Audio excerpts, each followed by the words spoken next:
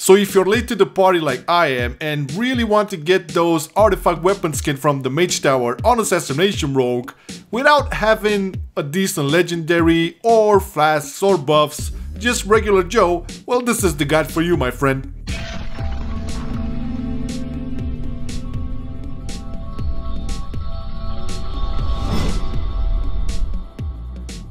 So just for you guys to know what we're working with here, okay, the build that I'm using is basically my arena build, just one talent exchange. Usually in arenas I go with elusiveness over here, but after dying 4 times trying to do this, I decided to switch to leeching poison to get that bit of an extra heal. It makes you much more sustainable. You don't die as fast, but you do have to watch out for it.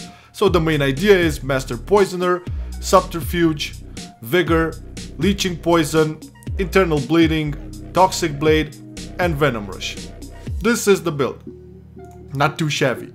Now as far as the gear goes, here it is. So I'm only 916 level and most of my gear is from PvP, from arenas and battlegrounds and stuff.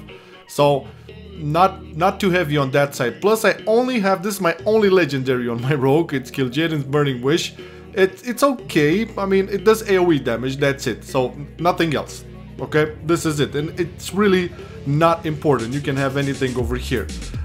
Don't have any enchants, I don't have any gems, and I'm not using any flasks or buffs or whatsoever. Okay, so I'm going like almost buck naked. You know, I'm your average Joe. I'm late to the party with this artifact challenge thing, but it's doable. So in order to get this right, you have to understand that this fight is really not about putting that many damage numbers out there, but rather being really aware of what's going on, understanding the mechanics and acting fast upon them. Plus moving all the time, really important. And one thing that will help you is the focus blind macro, which in case you don't know how to use that, I do have a video, a guide actually with rogue macros. You can see it on the top right. But other than that, further along the video, I'm going to show you all of the mechanics and pause over there and explain what you have to do. So let's go. Alright, cool, so we start in this. So the first thing you have to do is put this Sigryn bitch on your focus, because you'll want to blind her further on in the fight. So let's start it off. Okay, growth on both these spies. We're gonna put rupture on both of them to have that energetic going on. So not much to do here, just DPS. Everybody's dotted up except for the Jarl guy, the melee guy from over there. You can interrupt the Shadow Bolt, but usually I don't. I prefer to keep that for the shield, okay? So keep on DPSing, keep on DPSing, and at some point you'll have, whoop, there it is, stop. So this is how it looks when he becomes enraged. Now what you have to do here is kidney shot him and then just kite away. Don't let him hit you while he is enraged, okay? It's very important. So you keep on DPSing, and if you look on the right side you can see the Orb of Valor. You can take this for good heals, it's really awesome. And stop, hammer time. Okay, these are the runes, the purple runes on the ground that you have to go through each and every one so you don't get one shot, you get the detonation. So the base strategy for this one is to start with the small one, then go to the medium one and to the large one last, right, like I'm gonna do right here. And apart from this, obviously you have to avoid the green stuff, like this is basic WoW shit, do not stay in the green shit. And you carry on DPSing. Don't forget, like I do, to put rupture on each and every target. I have 2 targets and the runes appear once again. And of course they're here, and look at this, stop. Hell yeah, this is the blood of the father. And if you let this cast open, it's basically one shot once again. So you have to blind the bitch. This is where you have it in focus. Just blind her and carry on with your stuff. And as she's sitting blinded over there, you obviously will avoid a bit more damage coming from her, and it's always a good idea to try to avoid all those hurling hammers from the Jarl guy, the melee guy. So you do your thing over there, obviously put rupture all the time. I cannot stress this enough, to have, you know, energy at all times. And just continue on DPSing. Use your trinket, I mean your ring, your legendary ring. This is the only one I have. There's another orb, beautiful stuff. You can take this every time you want to heal. It's not really necessary now, but look at this. Stop. So this is the ancestral knowledge. This is the shield that I was talking about. You have to burst this guy down now. Use your, I don't know, Vendetta, Kingsbane, all of that to burst it down, because you will only be able to interrupt that ancestral knowledge when the shield is down. So we're almost there. Okay, the shield now is down and I can interrupt this cast. It's really important to not let that cast go. Now I heard that thing where she calls on the Valkyries, but I don't see them yet. So not panicking just yet. Oh, they're there. So just stop. So this is the Dark Wings ability. It's pretty similar to those ghosts in World of the Wardens, if you remember, but the only difference is those ghosts walk pretty slowly. On this one, these Valkyries, like, you know, you see them for a brief moment and then they just charge like instantly. Whoop!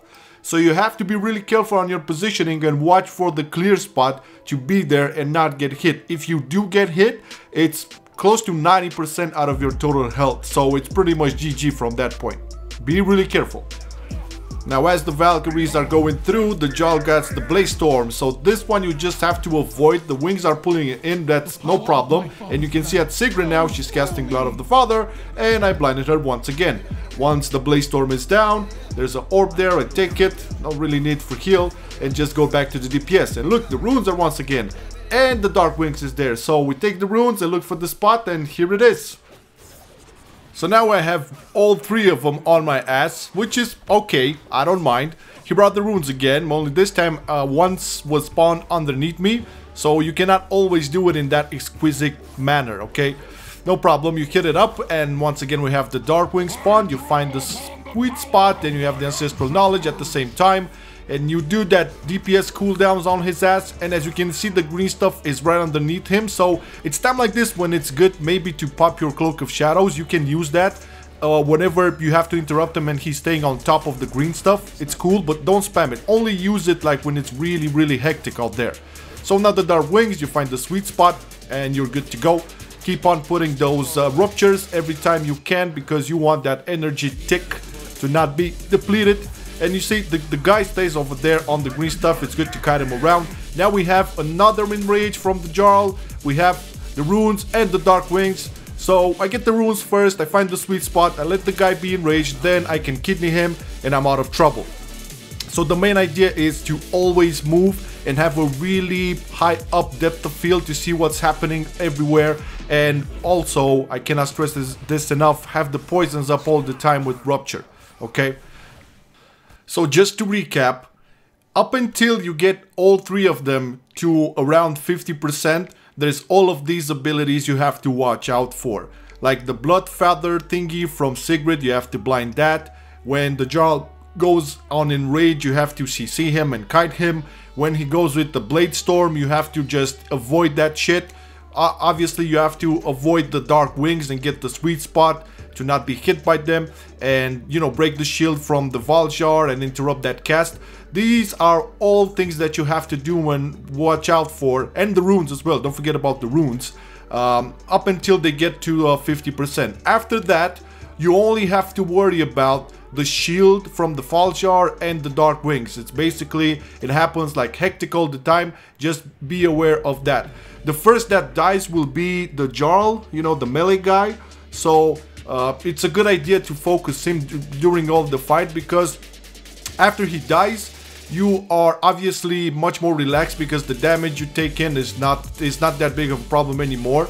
And again, this is not a fight about doing damage really fast, it's mostly about mechanics and awareness and using your CCs and abilities appropriately, you know, measuring the cooldown and stuff. So don't be too stressed out because you don't do a lot of damage. You know, the damage will come, you know, dots and stuff, cooldowns once in a while when it's necessary, especially for the shield.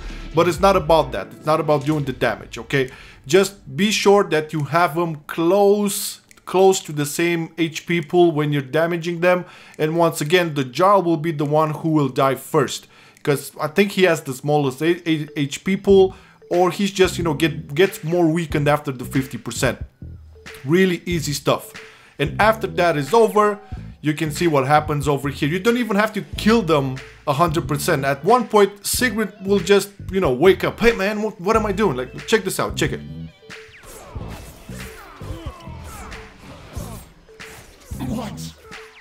What am I doing? This finally realized, didn't you?